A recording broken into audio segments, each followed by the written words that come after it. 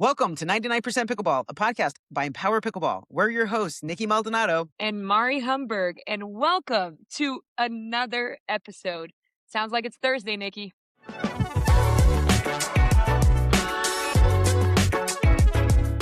We need to play the music here so we can dance to it. There it is. There it is. Look at that tune. That tune. Okay. If that tune, I think a sign of a good podcast is when the tune gets stuck in your head. And I don't know, Mari, is the tune getting stuck in your head when you listen to these podcasts? It's been stuck in my head. There you go. I wish I could mute myself and just listen to you, though. Listening to your own voice is kind of rough, isn't it? I've been doing it for years as a professional, so I'm over it. I don't hate it the way that other people do in that way where it makes it cringy, but I don't enjoy listening to myself. I'll put it that way.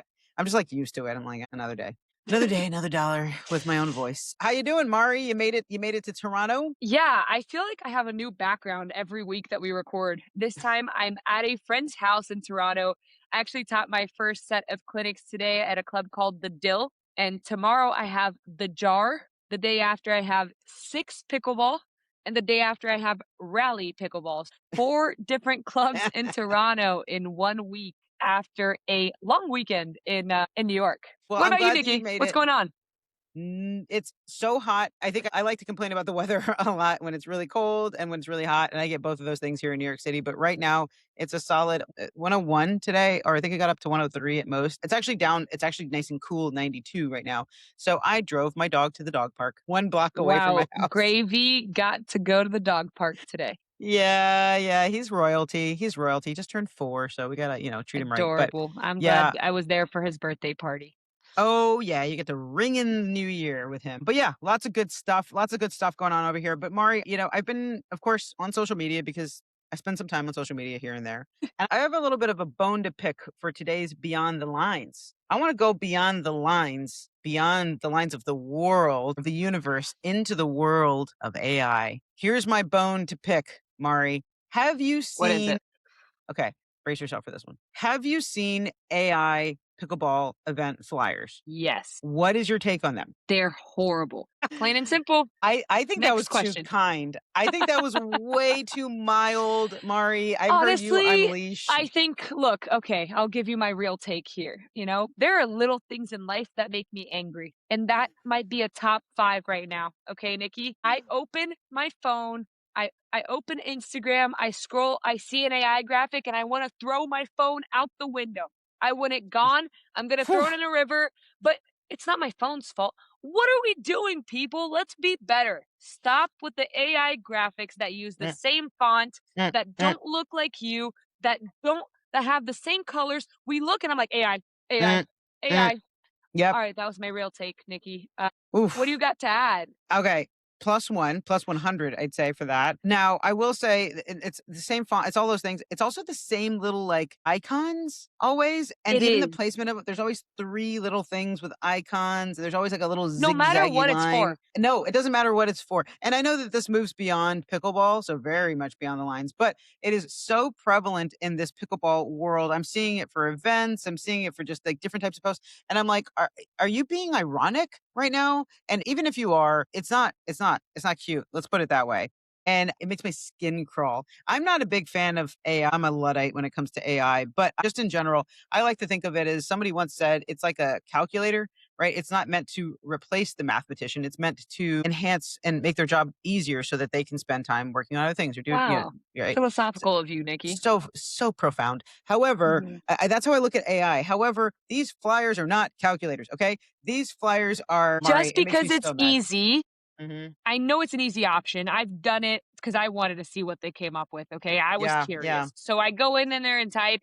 I look and I was like, wow, looks like just like every other flyer that I've seen out there. So use the ideas that AI gives you. Use it as something that you can bounce ideas off of. I'm very supportive of it. But then Canva is a great tool. And there's a lot of other options. I know that Canva is a free option that you can use and that a lot of people use that one. I have hired someone to make my graphics because... You hired a human? I hired a human that hand makes them. Doing? Oh my God. Why would you pay someone to use their skill? Why would you pay someone to use their brain and their creativity and to the talent? Mari, how dare you? Yeah, I'm just wasting money. I'll be better, Nikki. That's my bad. Shout out to your guy. I don't know if I can say his name, but shout out to your guy because he We is can't so we good. can't be sharing it like this because I need him to keep doing mine, you know? Yeah, we'll keep his name on the DL, but I'm shouting him out just generally because what a talented dude. I want to hire him. I had to talk about it because I keep seeing it. And I also want to know, like, whoever's posting this, do you not see everyone else posting it also and see the trends? Come on, man. Maybe the first 10 or maybe even first 100 people who posted these things were okay because they were like, somebody might not know that that was AI. But after that, stop it, stop it, stop it. No more, no Stop more. it. We're done. We are beyond Exactly. that. We are way beyond that. And the other thing I got to say about this, and this is my personal vendetta that I have with this, besides me not liking AI, is it always does me dirty. AI makes me look crazy. Fine, I look how I look, and that's what it is. But an AI format, my God, I am like every single I time. don't I look like actually myself though. Like I mean no. when I request the flyer, I looked and I was like, "Wow, that looks more like a friend of mine than me." No, oh my gosh, you can't even recognize yourself. Some of them look like mildly close to people. None of them actually look Right. accurate, but mine look like atrocious. One time my Some look partner saw horrible. one. Yeah. Well, yeah, one time Michelle, my partner, saw one and she was like, "You got to tell him to take it down now. Don't." And she was like, "Have you told him yet? Have you told him yet? Tell him to take it down. That's awful." I was just like, "Oh my God. Whoa." Okay. Yeah, Yeah. no more. No more. Okay, here's our official request to anyone listening. Tell your friends to tell their friends to stop with the AI flyers. Cut, Stop cut, it. cut. And on the flyer note, I think you were going towards the same route here, Yeah. Nikki. Let's go. Let's go the same route. We had a fun event that we had a flyer for that was not an AI flyer. Okay, it was actually a picture of Nikki, actually a picture of me, and actually an announcement about a super fun event that we hosted at IPX in New York last Tuesday. Tuesday. Yeah. Mhm. I was thinking of the days of the week. I get them all confused. And that's tough. Math is hard, days are hard, all of that. But yes, we Very much did. so. And so shout out again to your guy for making that flyer, for using his brain. We appreciate that. It was beautiful. But beyond that, the actual event itself was so amazing. That So fun. energy, oh my gosh. I had, and this is not me talking us up by any means, but I had so many people come up to me, actually, even today, two people that I saw today that I ran into who went to that event came up to me and still told me that that was the best pickleball event that they'd ever been to. And I was like, stop gassing me up, bro. Like, come on, quit glazing me, bro. Is that what the kids say these days? No Yeah, more glazing. that's what the Stop, kids say. stop Yes. glazing me, bro. But also, I'll take it. But they said that that was the best pickleball event. And here's why, Mari. And I don't know. I mean, you've obviously been to many of these events, but the reason why is because there was this connection between, especially you and the players, but also us just together, really making sure that we engaged with every single person that was there. You put on a show. Thank you, Nikki. But you The, host, I mean, honestly, I can't say enough about this because I've done so many pickleball events in the past, let's say 2+ years now. There's something special about when someone in a community gets the event together. So the fact that mm, you are actually inside of the pickleball community in New York City and then you bring me in, it makes yeah. it that much more special because people want to come for you and then they get to meet me. And we have this project going on together that's Oh, yeah. 99% pickleball. And they're, like, talking to me about the pod. They're telling me that they listen to it. They told me their favorite part. We're talking trash in the middle of games. Yeah. We're interacting with everyone. There were a ton of prizes. We did a flick challenge. That was so cool. Can we talk about that for a second? Because, okay, Yeah. let me just share the way that we ran this event. Well, first of all, we had a ton of prizes. We had paddles, we had bags. Mari actually brought jerseys and paddles that you've used in the past. And oh my gosh, these people ate this up. They were like trying to trade for things. They wanted your jersey. Everybody Yeah. wanted your stuff. I was like, don't you want these amazing, like $300 paddles, people? And they were like, They no, we wanted want my the, signed jerseys. Yeah. yeah, I yeah, mean, they which were, is awesome. and the line to get all the signatures. So that was cool. But the way that we set up this event was that it was technically an open play, so anybody could show up and play. We had about 5 courts reserved for just for that. And again, shout out to Indoor Pickleball X. There's 13 courts in this facility, so there were Super tons of nice. people there for the other open play already, who kept venturing over. By the way, they all wanted to see, and we were like, no wristbands out of here. But no, no, I'm kidding. We told them to come and hang out and watch and have a great time, and so it created even better atmosphere. And so the way that this was set up was they would actually get in line to play against 99% pickleball. So they would play against me and Mari first. And then if they could beat us, which was still limited, but if they could beat us, then they played you and Ariel Butler. And Tony Roig was there for a little bit as well. So plenty of pros to beat. And if they beat you all, they got a ticket for a raffle for the An to win those additional prizes. raffle ticket, yes. Yes. So there was a huge line and everybody wanted the tickets and stuff, but they just wanted you to hit as hard as you possibly could. They wanted you to hit your Yeah, when slice. I hit it slow, they looked at me and they're like, "Don't take it easy on us." And I was like, "Oh, No, they were okay, like, "Bring it," and they let me loved get it. it together." Every time they got bagged or anything like that, they'd just be like, they have this big smile. And so at one point, Mari looks at me and she goes, "Which one should I get?" And I told her which one because the guy that she got, shout out to Pickle Chris from Conquer, he is an icon in this New York City region because he's Mr. Replay. He loves to hit the highlight button. He loves posting all of his highlights, his spin. He's got a move called the Pickle Chris Cross, by the way. I don't think I told you that before. And Mari she asked me this question. I tell her Pickle Chris, and she just bags him. Or no, sorry, Nasty Nelson. Did you get a Nasty Nelson right there? He wasn't expecting it. He would look so innocent and he looked so shocked. It was beautiful. So that was the first part of this event. And then we stopped midway so that way everyone could come over and Mari could kind of teach her flick. But then here was maybe the best part of the event is everybody got two chances to defend your flick. How did that Yeah. go? Oh, it was awesome. So I had a D dinging cross court with me, and then she would leave one that I could flick.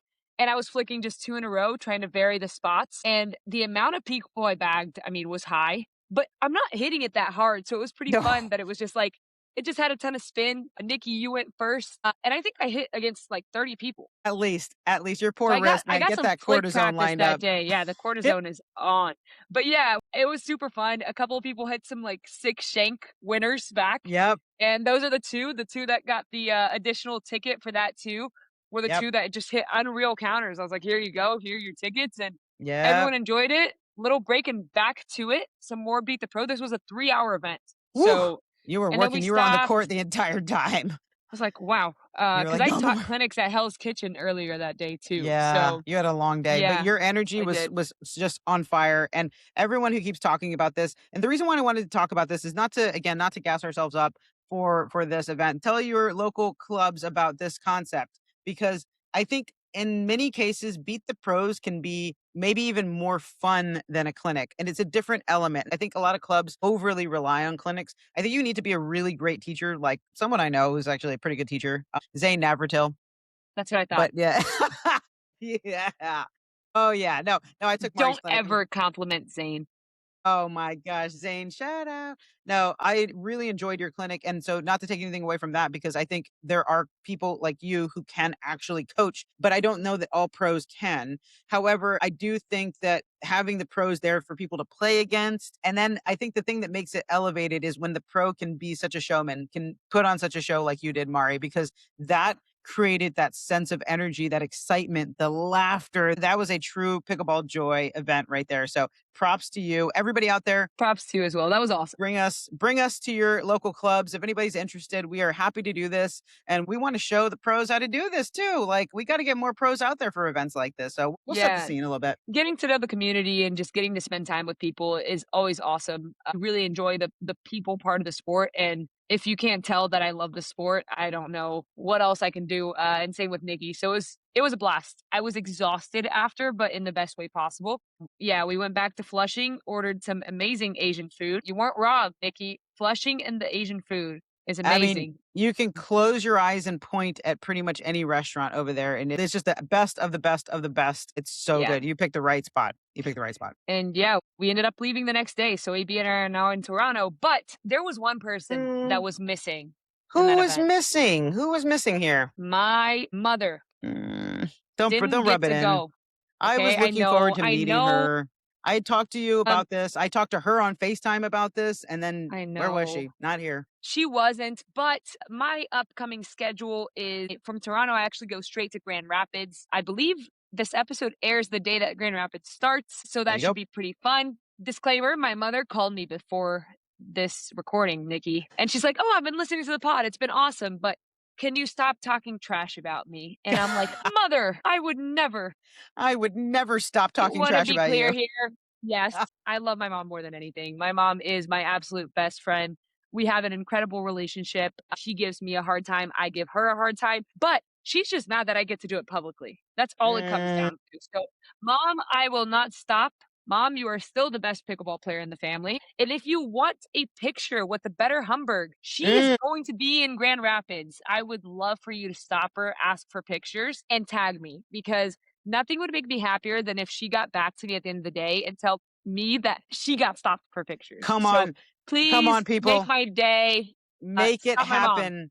Tag us, tag Mari, tag 99 Pickleball, tag me if you want. I'll make sure Mari gets it because we got to make this happen. Mama Humberg, we got to get her spotlight a little bit. We need that to happen. Please, She can also please. always start social media. I think we would all follow. Yeah, I don't know. I don't know if I need that competition from her. She would also Yeah. be better than me at that. So I Fair. need to avoid it. But you are already wearing my new team's colors. So thank you for Woo! that, How are you Nikki. feeling? Let's get you ready. What do you think? I mean, you got a little bit of time, but what are you thinking about Grand Rapids with your new with your with how, you're going to be bouncing into Grand Rapids, right? Yeah, ready to bounce. I'm gonna make that a thing. I haven't told them about it yet, but it's a thing now. Atlanta Bouncers, we're gonna bounce, and yeah, I'm super excited. I'm really looking forward to it. I love Grand Rapids. It's a really cool city. There's really good food. It's like in a downtown area that we stay. It's ran by Andrea Coop, a good friend of mine, and it's just a really cool event every year. And I'm actually teaching 2 clinics right after that in Michigan, and then I fly straight to San Diego for my next event. So, also before I forget, this does tie into today's episode. Okay, we're How? not just ranting here. I'm talking about my mom. My mom is the person that traveled my entire tennis career with me. Not to take away from my dad, he was busier with work. So, mom was kind of my travel buddy. We had that love hate relationship at times with her wanting to tell me what to do, me clearly rebelling and not listening. I should have been a better kid. Mom, I'm sorry. But Mm, we all should. CJ Klinger is known for his bad attitude, just like me. By who? By Darrin Klinger. I don't know, man. I think that these guys have a pretty darn good relationship from what I've heard. They absolutely do. I just wanted to see if that stuck. I hope he just listens to that one part of the episode. It's like, no, Darrin would never say that. But that's our super special guest today. Darrin Klinger is a good friend of mine. I've had the privilege of sharing the court with Siege and being coached by Darrin quite a few times. The guy has an awesome mentality about the game and just a really cool perspective on the side of the court. And he is just an awesome guy to be around. Like super fun, super insightful. Hate to say that he's smart because he'll just like bring that back up to me later on. But I might. I think he might. I think he might. you're all right, Darrin. I think this is a really, really fun one. So, Nikki, Let's bring him in here. Let's go chat with Darrin. Let's do it. I have one of my favorite people on the call today, and that is Nikki Maldonado. It is certainly not Darrin Klinger, but he's here too. He just popped up. He just showed up, and we were like, Mari and I were having a great conversation. We're like, wait, Darrin's Darrin's here. here. My gosh. Mari said she'd be nice, so we're off to a great start. You knew better, Darrin. I know, I know better. I know You better. agreed to Yep. this. But all jokes aside, Darrin Klinger, a legend of pickleball, even though he claims he played back in the day, we're going to hear a little bit about that. I never witnessed it, but his kid's pretty good. So if y'all recognize the last name, Klinger, that's because of his child, Woo! definitely not because of him. So, Darrin, thanks for joining us today. Glad to be here. Heaven knows what we're about to get into. Well, with the way it started, Darrin, I don't blame you, my friend. this is this is already off to a Yeah, good start. yeah. Hey, the thing is, Darrin was actually one of the first people I met in pickleball, believe it or not. I ended up playing a tournament with Sherry Quarter in 2023, and Sherry is also from Columbus, which is where one of the you're kind of a snowbird at this point, right? Darrin, do you call yourself that? Does anybody involved in pickleball really have a home? Mm, But yeah, we lived in Florida touche. for quite a bit. That's where we really found pickleball. And Carson is CJ is Carson Jennings. That's his middle name. People ask sometimes. It's actually a great story on how that all happened. So obviously we purposely named him Carson Jennings. And when he was little, we'd kind of call him CJ and stuff, but mostly Carson. And you remember back in the day at the old pickleball tournaments, there's no texting, man. It was like high tech when somebody put up a 42-inch TV under an overhang so you could see a bracket, but they would just go on the loudspeakers, right? Well, when I filled out the form, whenever it was, he was 12, 13 years old, you put in there your name, address, email, and nickname. Well, this was, I think, at the Winter Classic at East Naples Park is where it started. They had the megaphones all over, right? So it was CJ Klinger, report to court 47. And then the next one, CJ Klinger, court 60 or whatever it was. And people just started calling him CJ because early days of pickleball, when they were all over the audio system. That's just kind of how it caught on. So he was dubbed CJ by Pickleball, essentially. Just Wow. from somebody reading off the nickname form and whatever we had submitted at the I actually old did not stuff know and that. stuff is how it really caught on. Yeah, kind of a fun little. So what do you call stuff. him today? What do you like if you guys are just hanging out at home? I usually just call him Cars. I usually call him Siege, Yeah. like CEEJ. Yeah, but yeah, Yeah. sometimes CJ and stuff. But he's a good kid, so he doesn't really get yelled at and stuff. I mean, he really is a good kid. You never have to bring out the Carson Jennings. You never have to bring out the whole thing. Carson That's- Jennings Klinger. That's a No, mouthful. Okay. no. That's intense. That's intense. Yeah, That right? is a Darren, lot. That's a how big old one. is Siege now? Yeah, that was hard to say. Just turned 20 in February. 20. Okay. Still got the He baby face though. definitely does still have the baby face. We definitely want to hear about Siege, but he started because of you. So can you give us just the backstory of how did all of this happen? You know, you said you were in Florida, and that's not one of the homes that you actually still own, I believe. You got rid of that one, right? Yeah, we did. Yeah, I mean, he was younger. He was about 10. We decided we were fortunate enough to get a small place on Sanibel and just wanted him to experience different cultures, different environments and stuff. And let's be honest, Ohio winters, they're not Mhm. fun. It's not like a lot of snow and cold, but there's 6 months out of the year. You look at the weather, it says it's going to be 70 degrees, and I guarantee you it's raining. Just one of those things you got to navigate and stuff. And he was such an active kid. I mean, just still is, just always moving around, always moving in the woods, into stuff, building stuff, playing. And so, yeah, we got a place down there. He was playing some tennis at the time, but we were never thinking like, let's go tennis train and stuff like that. It was more for just living world experiences and stuff, and loved it. He was still younger at the time for a few years there. So it was a great place to explore. And yeah, we were actually going to the Sanibel Rec Center one night to hit tennis balls. And you played And too, because right, there was Darren? only yeah, a little bit of tennis and stuff. I was more basketball and soccer and stuff growing up, but yeah, then it was the weather just kind of turned, and we'd heard a whole bunch of popping into the gym. Went in, there was a whole bunch of 70 something pluses getting after it, and we watched and hung out for a little bit, and they were really nice. And then we said, "You want to play some?" And kind of we'd heard about it a little bit, but that was our first real intro. And then, oh, when do you guys play? And showing up on a regular basis. And everybody, if you say you don't have a story about getting your butt kicked by an old person, you're a liar. Everyone's got it. Yes. Yeah. So That's so absolutely yeah, that you get when you get rocked by the knee braces. That happens Definitely to happened to me. everybody. there was a great English Same. guy there who was hilarious, and Bob lobbed every ball. Bob Lob is what they called him. Bob Lob. Yeah. Bob Lob. But you get integrated, you meet some great people, and they were very accommodating. And I mean, and back then, I know Mario wants to talk a little bit about some of the junior stuff, but there was no junior pickleball. I mean, you had to play with adults and old people. And then we decided that we played our first tournament on Sanibel together. I think it was 3-5, CJ and me and stuff, and that location pretty close to where we lived. And so we'd go there a lot to get some outdoor pickleball and just networking. And then, South Florida is obviously the hotbed there, but there's some good players in Southwest Florida. We got to meet, some of which are household names now. Some funny stories there of some of our fellow South American friends.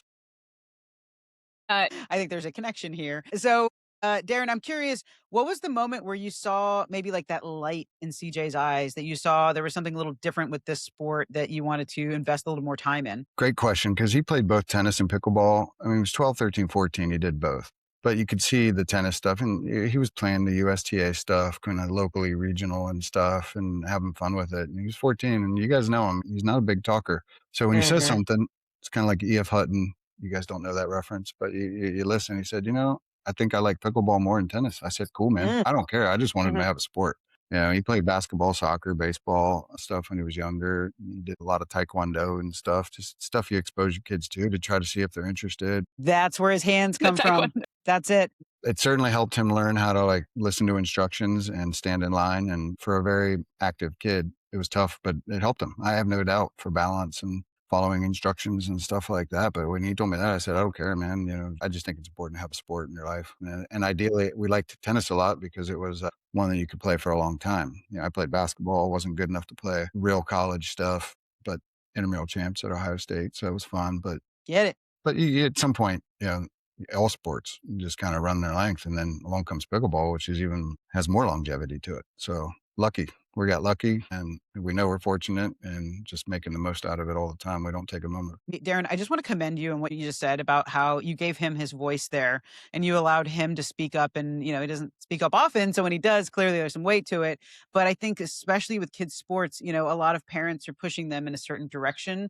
And so I just want to quickly say thank you for doing that. I think it's an awesome, commendable thing to listen to him and give him that opportunity. That's I awesome. appreciate that. I've coached a lot of sports, mostly basketball. I've seen a lot of great and a lot of stuff that makes you scratch your head and a lot of sad, unfortunately. It's just, True. comes with the territory. We just weren't going to operate that way and stuff. Because at the end of the day, whether it's a sport or your career, you can't be forced into it. You can be forced into it for a Exactly. little bit, but at some point, people are going to find out what they really enjoy, what they gravitate to. And everybody hopes it's a job that what's the old saying?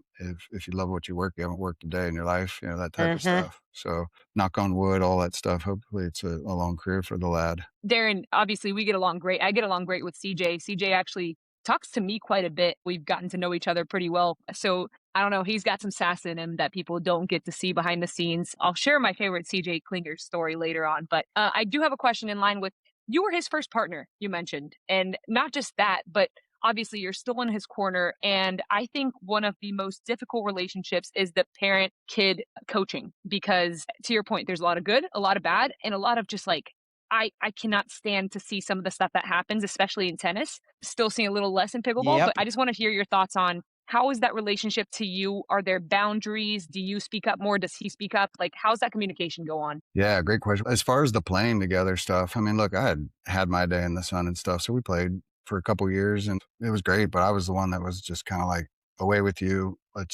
Yeah, look, he's the only child who was homeschooled after fourth grade, or starting fourth grade. So it was also important for us to have him be able to interact with other human beings, whether it be athletically or other stuff.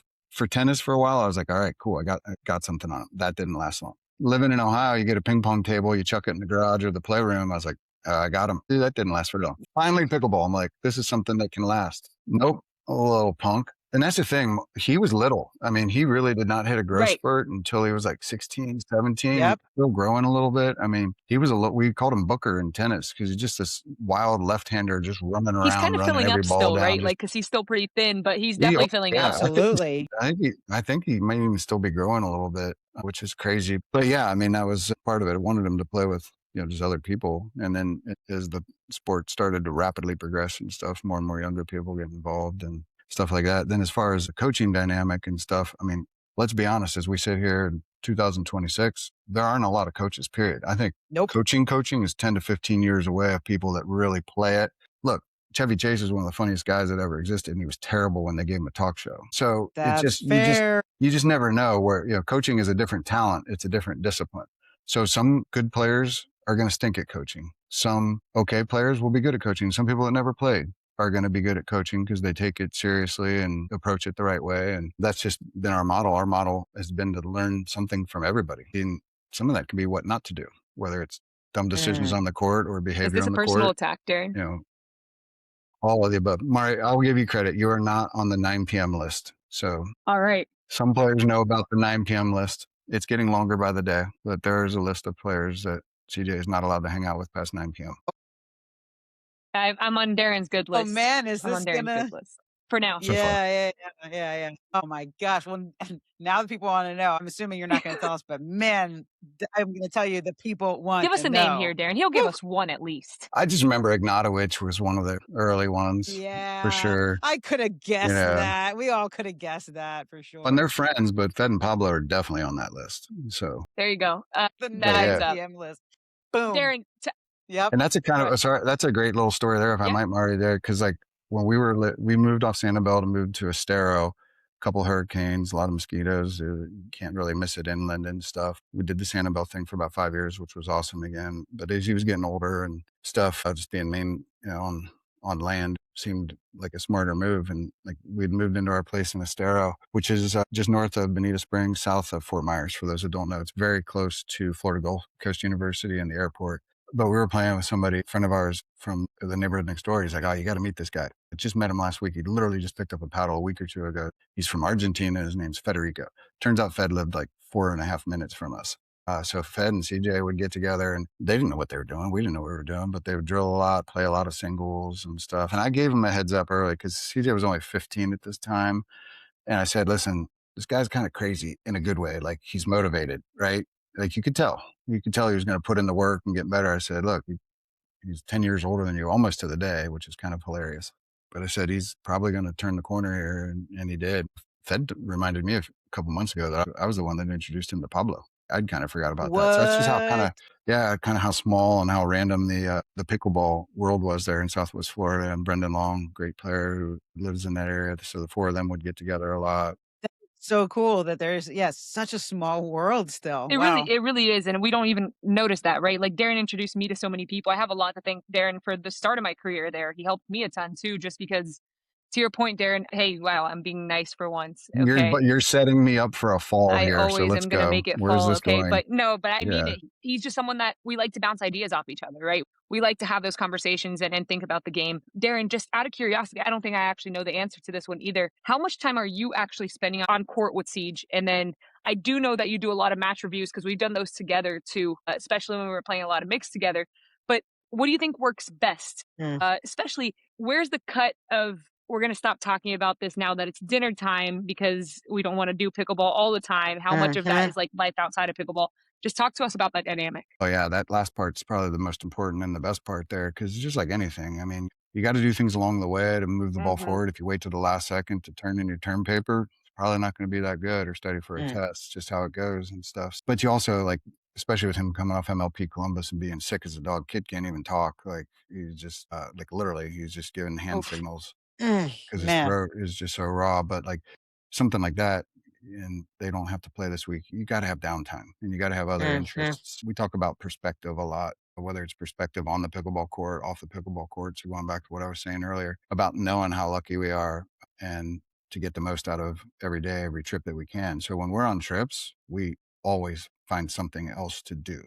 You know, in Atlanta, we spent half a day at the Atlanta History Museum, and he now knows what a cyclorama is and got My to see God. one of the only existing cycloramas in the world. There's not many of them that live, which is just exactly what it sounds. It's a big circle painted. And this one, it was telling the story of the Battle of Atlanta and stuff. But this is obviously pre-radio, pre-movies, pre-everything. And that's how mass communication. So even though he's finished with high school and all that stuff, I don't know, well, you should always be learning. Mhm. To your core question there, we definitely spend a lot of time, probably more than most people would think, on the film study. So it's not going to be a 2, 3, 4 hour thing. You just at some point it's diminishing returns, no different than just being on the court for too long, breaking your body down.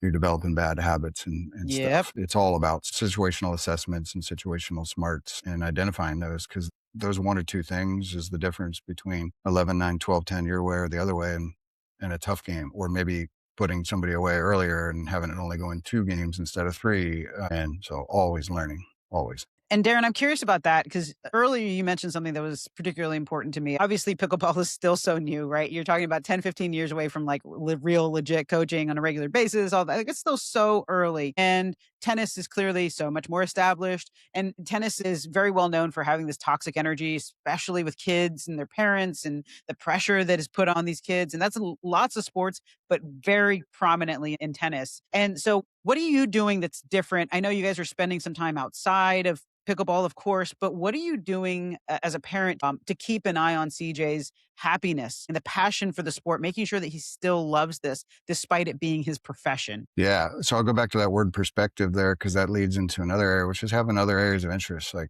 he loves history. And so he listens to quite a bit of historical podcasts.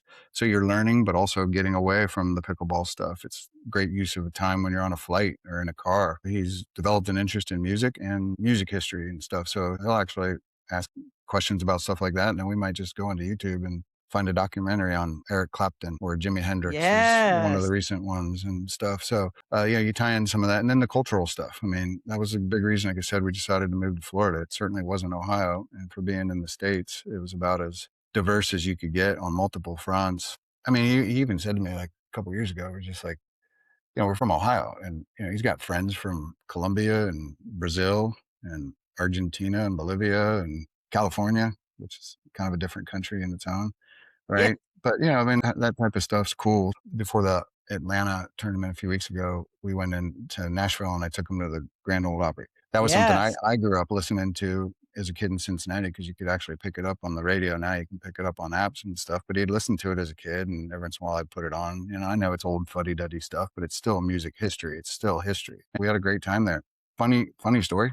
We're just sitting there chilling at the Grand Ole Opry at the Opry House, and they have intermission, and some really nice young family comes up and says, "Are you CJ Klinger?" He was shocked. Yeah, No. he was Really? recognized at the Grand Ole Opry. So we talked to them for a bit, took some pictures and stuff. They have a boy who's 15 that plays tennis, but is That's dabbling in awesome. pickleball, and had a great conversation. I told him, I said, everyone's got some cool, like, when were you recognized, or where's the most random place? It's got to be on the list. At the Grand Ole Opry. That It's better than mine. kids gotta know he made it. Yeah, seriously. I know. Mari's, wasn't your like Walgreens or something? What did you say it was? Or something? I've had No. a random Mexican restaurant, a casino. Mexican. That was pretty cool. That's pretty good. That's actually pretty good. Airport, They paid not going attention to to a you, not tournament. the yeah. Being recognized by fellow pro players at a casino does not count. Darrin, Yeah, I don't that's need true. your attitude. All right, so I'll check it. You're I'll check it. mediating, Nikki. Thank you. Reel it in. Darrin, you said something that I have to ask, because I heard this the other day. Is it true that CJ likes, was it classical music? That he's like really Yeah. big into classical? Yeah. I mean, I wouldn't say he could, name Beethoven and stuff like that, but we've covered and try to cover all sorts of music history. Then you start realizing, he's like, actually, like, let's put that on when we're driving to a tournament, something. Sometimes you want to get pumped up and stuff like that, but then it became also using it as kind of a tool to just recalibrate and Yeah. chill out a little bit and stuff. I love that. That's like such a different perspective. That also goes back to, I think, like, the competitor's mindset, right? A lot of people, like you said, want to get pumped up and they want to listen to something maybe more aggressive. But I love that idea of like zenning out a little bit and like really just kind of getting in the zone with that. That is awesome. This is cool for me to hear, because obviously I get to hang out with the kid quite a bit. But hearing Darrin talk about him is just a different perspective.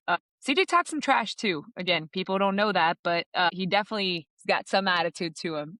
Are you teaching him? Absolutely. Of the two of you, who's teaching him more trash Both talk? of us. People that are on the not after 9 p.m. list. There you No, he's got it in him. That's the thing about him. Like, I remember Julian and Lauren a couple years ago, like CJ did really well in Challenger MLP, and we had a good chat. And because he's not a talker, he's a shy kid and stuff, but on the court, yeah, like he'll get after it and stuff, but he's always going to treat people with respect. So like, Absolutely. but he'll have some fun with it. He got fire in him, but Mm. he's also just not going to be 24/7 doing it just for fun, I guess. Absolutely. All right, this sounds like a good moment for me to tell my favorite CJ Klinger story. Darrin, this is going to happen. Let's go.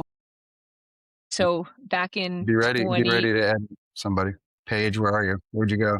Back in 24, okay, we were playing an APP together, and this was the quarterfinal. Actually, I think it was against Eric. Oh, I know what you're going to say. Okay, yeah, I know. You know exactly where I'm going with this. So Darrin and I have always have a good relationship, even like on timeouts and stuff. We talk to CJ, we talk to each other, see if there's anything else that we think we could change, or he knows that I'm open to feedback. It's like if he got something from me, I'm absolutely going to listen and stuff too. But this was one of those that I think, Darrin, you refer to it as sleepy CJ. He was like in one of those modes that he was just he was ready for a nap. And I mean, we were trying to, kid, let's go. We got to wake up. And he was disappointed in himself. I mean, he was missing shots. He's missing a dink that he's never missed, or just a couple of things that he wasn't. I'm trying to hype him up. I'm trying to figure out what to do. Darren's like, Siege, come on, man. Like, let's get him the red drink. Everyone knows what we're talking about here. He's always got the red lips. And we lose game one quickly. But here's the crazy part. He misses another shot that he just doesn't expect to. And again, this is so out of my experience with him because he's so good all the time that I was just like, what can I do to help?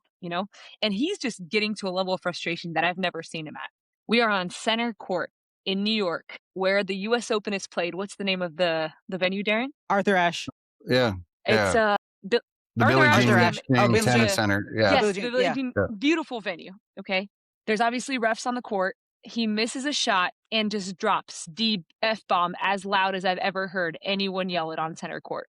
And I just turn and I'm like, Oh, I remember and that. I start cracking up because I think it's hysterical. And Darren's like, stop it, Mari. Like, I see him making me so I'm like, stop it. Don't encourage Don't encourage him.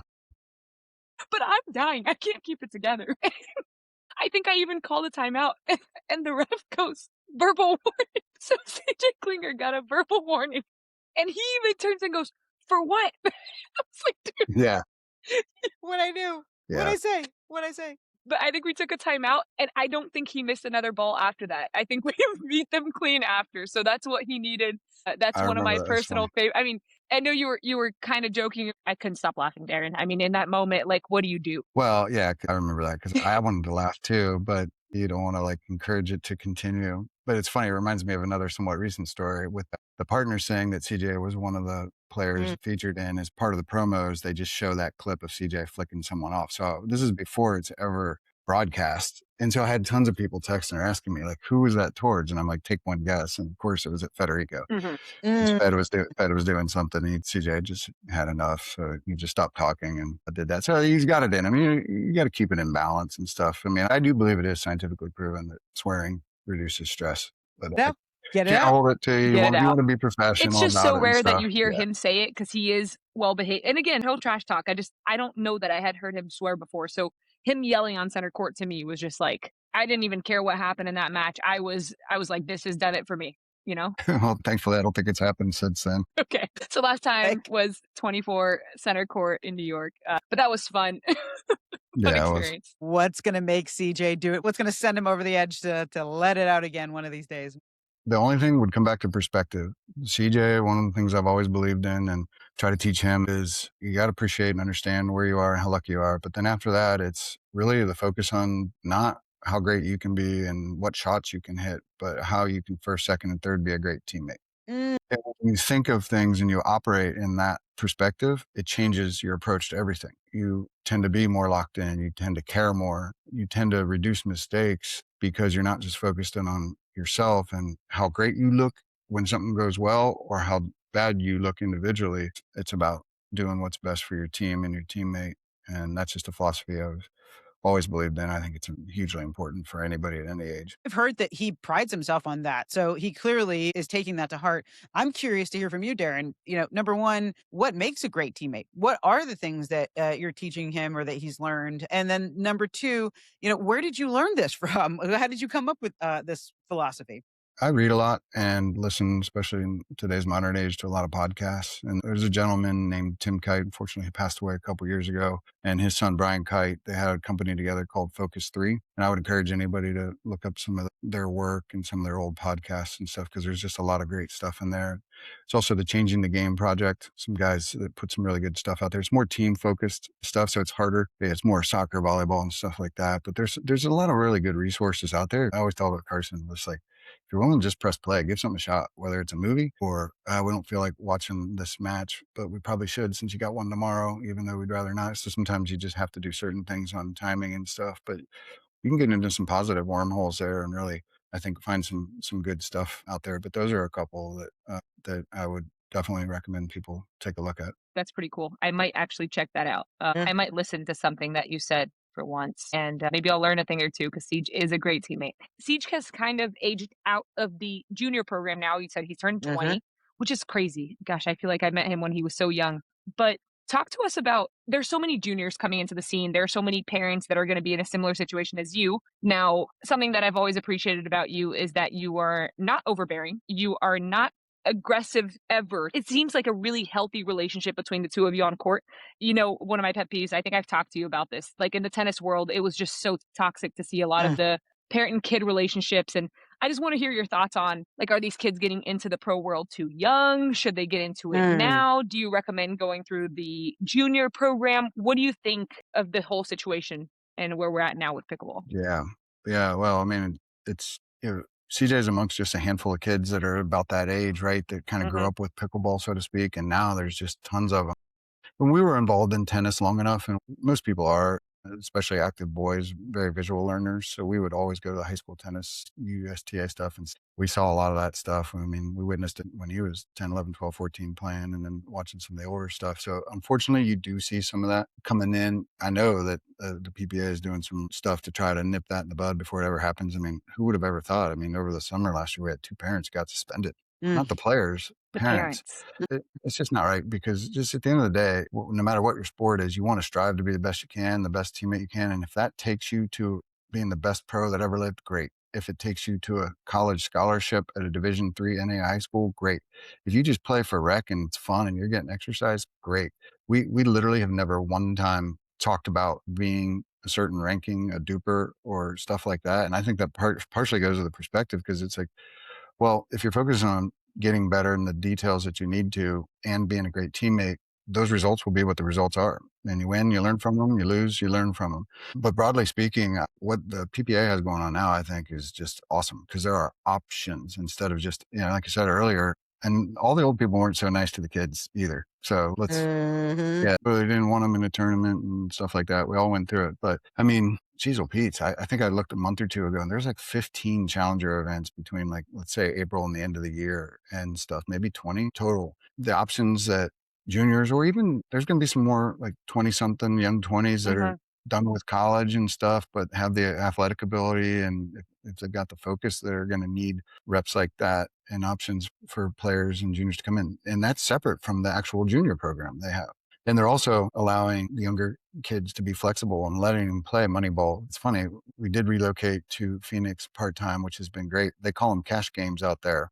We call them Moneyballs in Florida Yeah. and on the East, whatever. But even allowing, especially when you're 12, 14, 16, it's a different feeling. Just like you can't replicate tournament reps, you cannot replicate center court final reps. But those are a little bit closer and better than just quality rec games and stuff. So I love broadly what's going on out there, because there are options. And I just think huge for the younglings. Sorry for your Star Wars fans for that reference. And just more geographic diversity and stuff with tournaments all over the place. Because it's hard, man. It's hard. Mhm. Qualifying players, the qualities are deep. And there's some talent in there that maybe can't do it full time, but they can knock you out of qualities and stuff. So you really got to get those reps. Other thing too, a lot of people don't understand, I think in the pro circuit, a lot of the really good reps and training happen on site, not even the Mhm. tournaments, but the practice that you get, the points you play with other teams and stuff. And I can't think of one pro that was ever like, no, I won't hit with you, when he was younger and stuff like that. Cause sometimes it's good for them just to get reps. They've all been very good like that and giving kids. And we do that all the time. Like when he's not playing, or if he's got time, we're going over and watching juniors we know, juniors we don't, and chatting with the parents. And we've learned a lot, not just court stuff and decision making and styles and shots, but how to track expenses. What's the easiest way to do Mm. that? What's the best way to get mileage out of your credit cards and your Mm. airfare and stuff? Because then you're organized for taxes. That might sound boring and stupid, but it's a lot. And the sooner you're organized on that, and the better you're organized on that, it makes life, a heck of a lot easier. And then some of the different showcase events that they're having for the kids at different events,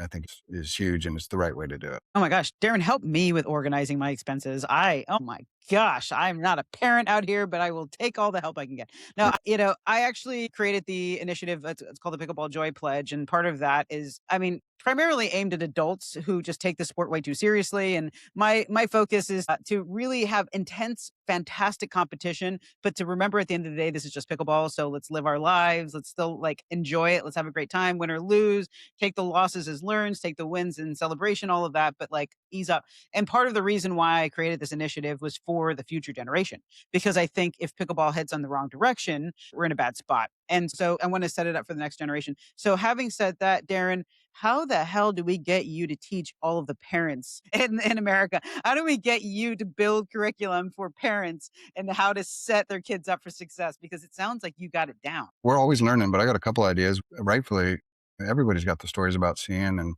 the tennis parents at the younger age and stuff.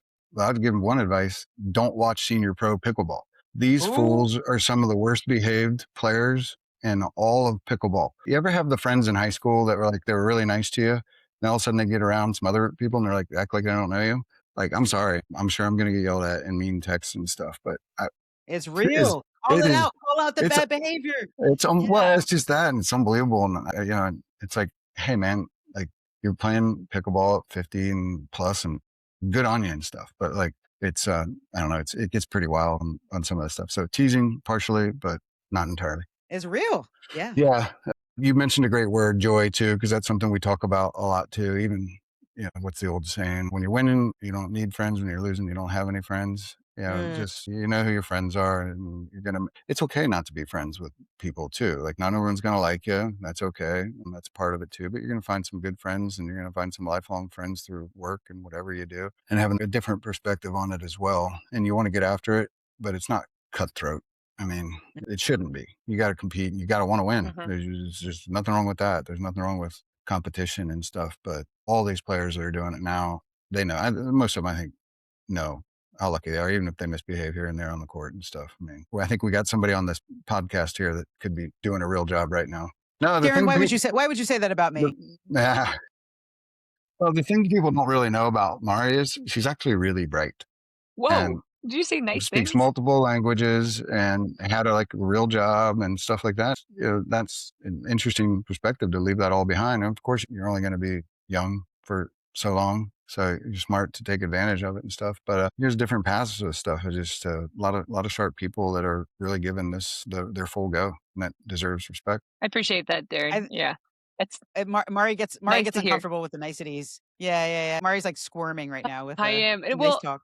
it is just a lot to think about when I mean, that's when Darren and I met. I was just going through that process. I was still working full time and making that decision of whether I was going to do this or not. And he encouraged me. So that's always nice to hear from someone that's been around. I mean, you guys started playing like before everyone else. You know, you've been playing for a long time. Darren, before I lose the opportunity to ask this, it's been almost a 10-year journey now. Is there anything that you would think was a major mistake or that you would change? Mm. Or do you kind of stand by the route that you've taken? I mean, no, because I can't sit here and say we've learned a lot of lessons in the good and the bad and not have something to say. I would definitely, Mm. especially with these, just get organized. We got behind on that for a bit and learned some tough lessons on that. So that took a little bit of while to get up to speed. Never, and this is something I tell CJ all the time, whether it's pickleball or anything else. I mean, never think you're done learning. Even if you're playing pretty well and you're having some wins and stuff, there's always something, even if it's a small modification no one would ever notice off of a certain shot, that could be huge. And be willing to learn from other people. I mean, like, I don't care age, if they're younger than CJ or Mhm. than CJ. I mean, like, you could see elements of a handful of different specific shots that CJ does that are copied off other people. And that younger folks, older folks, it doesn't really matter if they do something well and then adopt it. And Nothing wrong with that. yeah, those are probably, some of the highlights there on stuff to do it. And I do try to be chill and stuff. I'll never forget I was at a tournament. Gosh, it was probably 4 years ago. And CJ was playing singles. CJ used to play a lot of singles. People don't realize He was that. good at singles. Yeah, but it was just like one of those things that then it was singles Thursday. It's tough to find a female partner in mixed, especially for a left-handed guy. So Friday off for rest recovery. He's young, he's growing. He was still doing school stuff, and then doubles on Saturday was just kind of the general format. But I'll never forget some guy.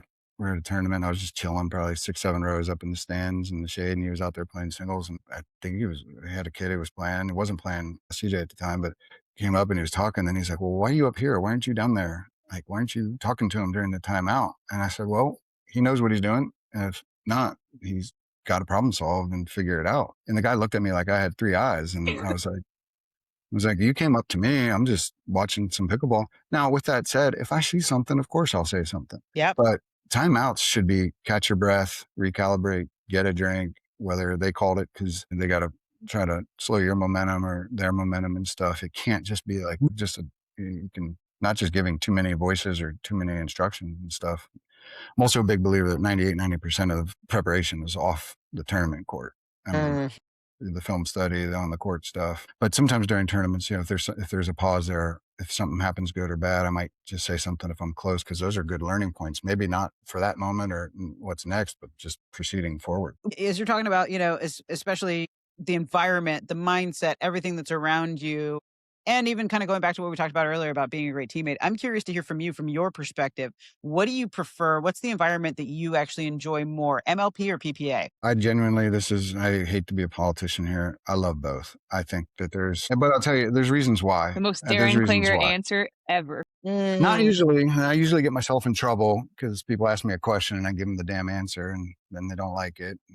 And this, that, and the other. But I mean, I really do. The one thing I do like MLP's doing is they're moving more of their events indoors. I don't think that's just good for the Yes. players or the You like that fans. too. The fans and the vendors. Last year's MLP that CJ couldn't play in because he was in bed. I mean, what luck are we here in Ohio? Back to back sick. Thankfully, he was able to play. But like, you think about the vendors, they got washed out last year, not Mhm. making any money, and the stuff like that. So I do think that's a good thing, and I think more indoor is just better overall for the sport. So at the moment, with most of those MLP wise, but here's the other thing: there haven't always been indoor venues, so it's not just like, oh, people are choosing not to do it.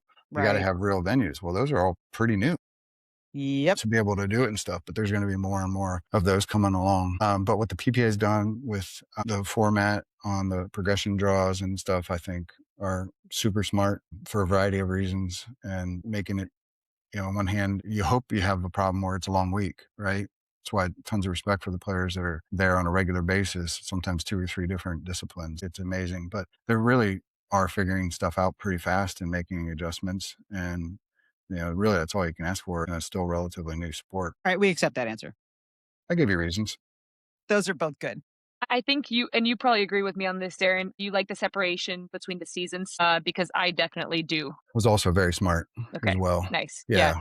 And Yeah. it seems to be majority of us agree on that, that we like the PPA season being whatever it's set to, August to May, and then MLP season being end of May to start of August. It just makes sense. It seems like a little bit easier for fans to follow, a little bit easier for us to actually get in tune with our team, get into a rhythm, present the best product possible for both. So I think that's been a positive change. Yeah, absolutely. And also, I don't know how much it works for the vendors and the people doing it, but it's a bit of a different setup for those types of events too, right? Where you just have the 2 Very. main courts and stuff like that. Not that it necessarily helps, but I think it helps everybody. I think people should also, when I was in high school, I'm already like, oh shit, here we go. Like an old Yeah. man We're back story. to the dinosaurs. But no, I was always nice. People who know me think I'm a nice guy. I'm always nice because you just never know. Like you might learn something from somebody. They might be a future business partner or something, or just somebody to just hang with. You just never know. But I was always nice to the janitors, and I learned a really important lesson and stuff. Because first of all, I respect the work they did and stuff. And I always hated it. Even in high school, I would yell at my teammates like, "Pick up your freaking water bottles and your trash and stuff." But they were the ones that always, they gave me the light key and I had a key to the high school gym and stuff. And, Look at you.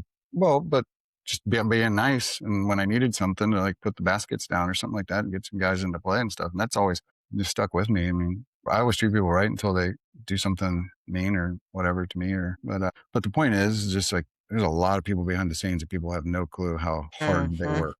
I mean, it is hard, real work. And building stuff out, breaking stuff down, and the teams there, both PPA and MLP, a lot of it obviously is the same and stuff, but they're all over the country and doing this, that, and the other to make sure that those courts are set up and everything looks great and sounds great. It's become quite the full-on operation. The real MVPs of the PPA and MLP, the unsung heroes, if you will. Yeah, I think shout out to them for sure. The There's so much going on in all the benefits behind the scenes that we're not aware of. Yep. Yeah. That's cool. Darren, on the behind the scenes notes, obviously things that people don't get to see and I got to witness. I do want to point this out because it's just so crazy to me that CJ Klinger only eats 2 things. And I want you to tell our audience if you join him or not. Nikki, do you know what those 2 things are? I don't know. I'm very curious. My ears just perked up. Yeah. He loves Chipotle and specifically guac. Just could eat guac all the time with this rice. Chicken? Both beans, double chicken, double guac. Double chicken, double guac. That's the order. And then Olive Garden pasta and the breadsticks, correct, Darren? Yeah, here and there and stuff. I mean, it's like, look, at the end of the day, you're on the road and people like, I get Airbnbs and I can cook and all that stuff. They're mostly lying, or they're not cooking as healthy, or they're not cooking as much or as healthy as you want. So you got to get something on the road that's relatively healthy and stuff. You could eat really well at Chipotle. You could eat bad. That's true. But he loves that, and we know it works. Well, and it's that's funny because sometimes we would play at 8 in the morning, and CJ just shows up with this bowl of just like spaghetti. He's and been he's doing eating it I was forever. like, dude, are you really eating that before we play? He's like, carb loading. Absolutely. There you go. It's a funny story. I had like 220-some thousand points on my Chipotle, which apparently is a lot because I showed it to somebody at the Chipotle. I'm like, I think I know how to like cash in some of these rewards. The guy took my phone and then like took it to the back and showed it to his manager, and they all started laughing. They're like, what the hell? Like, how do you, I think now I'm at like 118,000 or something like that because I learned how to draw them down and stuff. So yeah, well, you get haven't some paid good for reward. Chipotle this whole year then. Yeah, I was going to say, that's like years of Chipotle. Yeah, seriously. Chipotle for all of us. Sponsor CJ Klinger, Chipotle. Get in here. Got to get the kid a sponsorship from Chipotle. He's more than earned it, I would say. Absolutely. That's awesome. Darren, oh my gosh. Do you only eat those things too, just out of curiosity, or do you get yourself something different? I'll get some different version of that at Chipotle, but that's the other thing too. You're on the road. You got to find out amount of time. You're not just saying, well, I don't feel like having Chipotle, so therefore I'm going to go over somewhere else. You get and it's consistent. You know wherever you are, you're going to find it. Yeah. Exactly. No, yeah, people laugh at me because they're like, well, why'd you book a hotel over there? I'm like, well, because it's next to a Chipotle. That's a true story. That's But real. when you play all day and stuff, you don't want to have to go from one side of town to the other. So it's like, I Yeah. don't know. People find that funny, but I find it learning lessons along the way and being organized. There you go. And the book that you're going to write, that curriculum we were talking about, you're going to teach everybody. Book next to a Chipotle. Yeah, there you go. It'd be a I'm boring ready for book. that. I might actually read it, maybe. It'll have pictures Mm. in it, so you can. I'm still Pictures of learning to Chipotle. read in English. Yeah, exactly. Nikki, any other questions before I ask my surprise question to Darrin? No, no, no. So Darrin, so here's what's up. So this is called 99% Pickleball. And what we do on every episode, obviously the name is talking about our audience, right? The majority of the pickleball world is 99%. Of course, we always want to talk to 100% everybody, but that's where we got the name from. However, our podcast is also about 99% pickleball and 1% anything else. So we're about to ask you a question, non-pickleball related. Brace yourself. Mari is the queen of these random questions. So Mari's going to ask you a non-pickleball question. Well, this is a question I want the answer to because I don't think I've asked you, but you are a well-read guy. You're curious and you just seem to know a lot of things. But if you had the chance to sit down for dinner with one person, dead or alive, who would it be and why? Well, that's the easiest question of all time. It would be that young man in the middle, Jesse Owens. Jesse The greatest, Owens. not just the greatest Yes. athlete of all time, but one of the most important figures of all Yep. time. Proud to say he's a Buckeye, went to Ohio State. And if you guys don't know who Jesse Owens is, you should. And there's a lot of modern and some recent people that have done a lot of great stuff on the court, off the court and stuff. But that guy went and gave, not literally, but 2 big double birds to Adolf Hitler in his home stadium. Yep.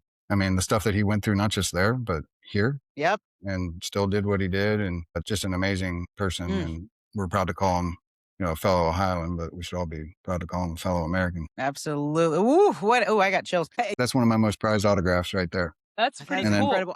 And that's a I jacket. didn't know he was a Buckeye. Yeah, it's kind of a cool little story. So when he was younger, they moved to Cleveland when he was like 4 from the deep South. And his name is JC. But with his accent, when he went in schools in Cleveland, they thought he was saying Jesse. Oh, wow. So Jesse stuck. Yeah. What? Yeah. But Kind of like CJ. Yeah. Carson Jennings. Well, as far as random stories on how a nickname can stick, sure, some very important people, but that goes back to where we started this. You understand your history, you understand your perspective and how lucky you are to do certain things. And it's not by accident you're able to do stuff. It's not just because you're an athlete and you got good skills and you're trained well and you're learning and stuff. I mean, there are reasons that predate all of us on multiple levels. And I just think it's important for people to know that. And that also gives you a different perspective when you have a bad day at a pickleball court. So what? Darrin, preach louder, my friend. My gosh, this has been such an incredible conversation. I've learned so much, not just about you, about CJ, about just this total different pickleball perspective. And this is what we need more of. So I just want to say thank you so much for sharing all of this with us today. This is incredible. It's very nice of you, Anne-Marie. I appreciate you asking me. Obviously, she asked me a Yeah. couple weeks ago, and I started laughing. She's like, no, I'm serious. I'm like, yeah, but even when you say you're serious, you're not serious. So I don't know if you're serious I because was seriously, being you're never serious, serious. Darrin. Exactly. Yeah. And No, hey, but appreciate the opportunity. of course, and all jokes aside about all of this, Darrin, I truly think that you are an example when it comes to parenting on tour, and that's why you were my first choice when it came to this. I think not only am I a huge CJ Klinger fan, you're all right too, okay? And I think that what you bring just from a perspective of, I like the way that you want him to be independent and the way that he treats other people around him, and I think he's a competitor that is always going to be respected because of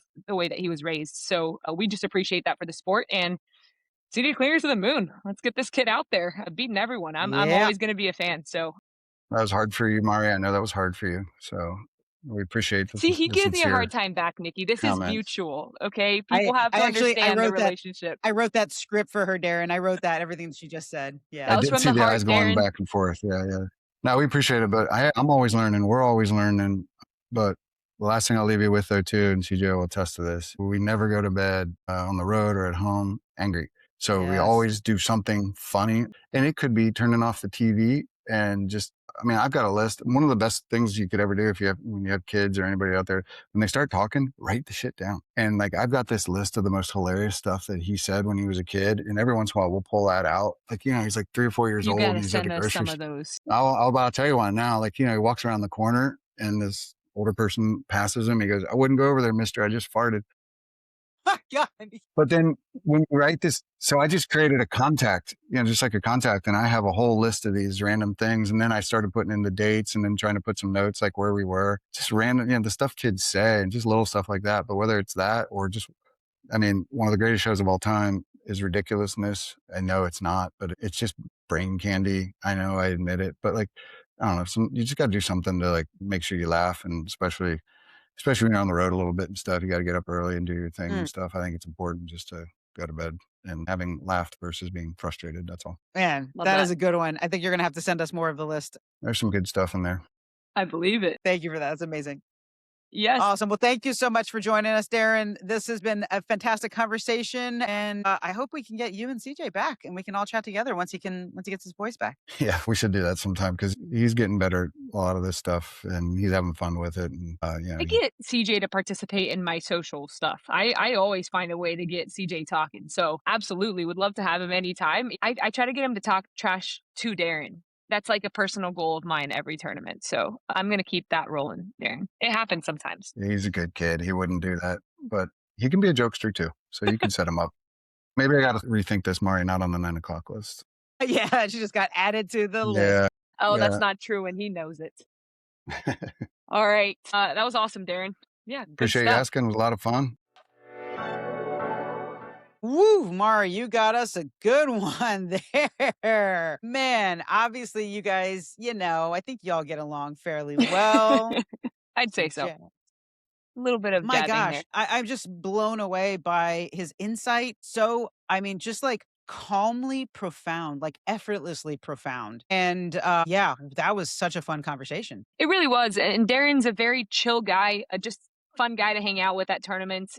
Very insightful. Sometimes we talk on the phone about random things. Like I'll just have a life question. I'm like, I'm going to call Darrin Klinger because he Yeah. seems like someone that can answer this for me. So we briefly mentioned this before the podcast, but I needed some super glue to fix an issue with my rental car last week. And the first person I text at the tournament's like, Darrin, help. And he's on it. So That's your go-to. just Yeah. a very, very good person to know on tour. That's for sure. Yeah. And I have heard so many things about CJ being such an amazing teammate, and now I totally understand why. Because Darrin, right? Yeah, like he's raised him right. Absolutely. Usually, especially at that age, right? Siege is just 20 years old. Most of the influences are coming from the parents. So I'm fortunate to know both of them. Actually, his mom is great as well. I've gotten to stay in their home in Phoenix, is actually near the Mesa tournament. And I've trained in the Columbus home as well. So I've had the privilege of being at both. I've known the Klingers for a long time. And yeah, I'm glad everyone's going to get to listen to this. Just my final takes from this conversation here with Darrin. I just really, really like the way that he approaches it with his son. He talked as if CJ's not a good player, not that I don't think he meant it to be that way. It's just that the priority is not CJ the star, it's CJ the kid, right? He is treating them as just an athlete that wants to get better and trying to make him the best person and teammate possible, and the game comes along with it. So I just really love the way that Darrin handles that, and the way that he's supportive of CJ but not overbearing, and his advice to other parents on tour as well, to just, hey, just be careful with that. There's a fine line. I know every parent thinks their kid is the best thing in the world, but that doesn't mean that you have to push that in a certain direction. I don't know how to phrase that better than that, Nikki. English is hard Yeah. at times. Oh, no, I think you nailed that. No, there's literally no reason for you to be berating your child about sports. Never. You can calmly talk to them about it. You can, debrief, you can reflect, all of that. These parents that get wild on the sidelines and screaming at their children. Never a place, no time or place for that. And Darrin called that out beautifully, calling out that bad behavior. I see it in other sports. I see it in soccer. Oh my gosh, terrifying. And it has no place here in pickleball, and it shouldn't have a place in sports at all. So I appreciate Darrin calling that out.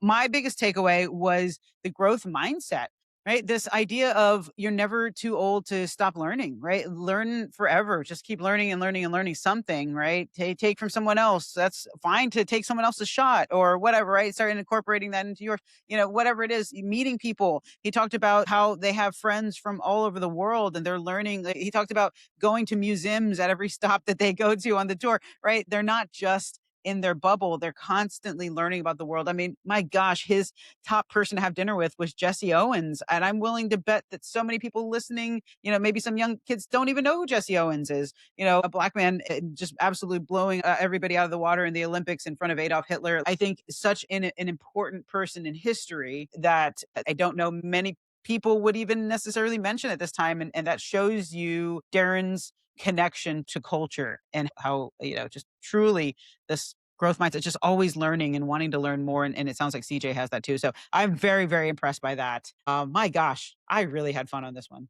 This is a great one. That absolutely. That was awesome. It's always good to catch up with Darrin, and hopefully everyone listens to this and takes what he says to heart, because I think he's got it all figured out. Don't listen to this part, Darrin. Not me being nice to you again, but I do think that he does a killer job, and I always look forward to seeing him at tournaments.